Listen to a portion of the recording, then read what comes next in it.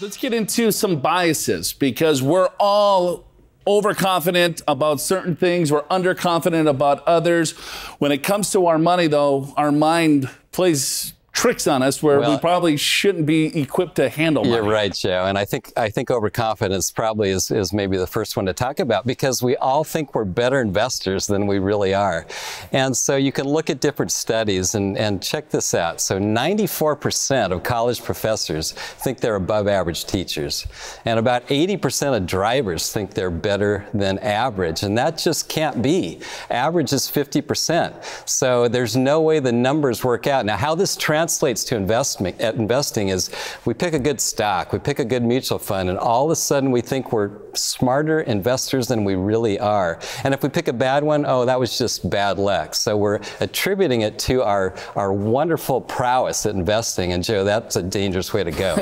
It sure is. I wonder how many people you just annoyed. They're like, no, I am a sophisticated investor, Alan. I'm never lucky. I'm never unlucky, right? Well, I will tell you, Joe, doing tax returns for my whole life, I see people, they tell me how good they are at stock picking. Right. And then I do their returns. And then you see all the losses? Lots of losses. Lots of losses. Yeah. And speaking of losses, is that here's what our brain does. We're twice as fearful to lose money than we are to gain, right? So we have a lot more pain when we see that money go down than we are happy when we see the money go up. That's what makes us make, irrational decisions. Is that, okay, you see the market go up, hey, it's okay, all right, that's what it's supposed to do. And then you see that sharp turn, it's like, oh, that pain comes up and we have to react. It's like that train coming down the track. We're born to get out of the way.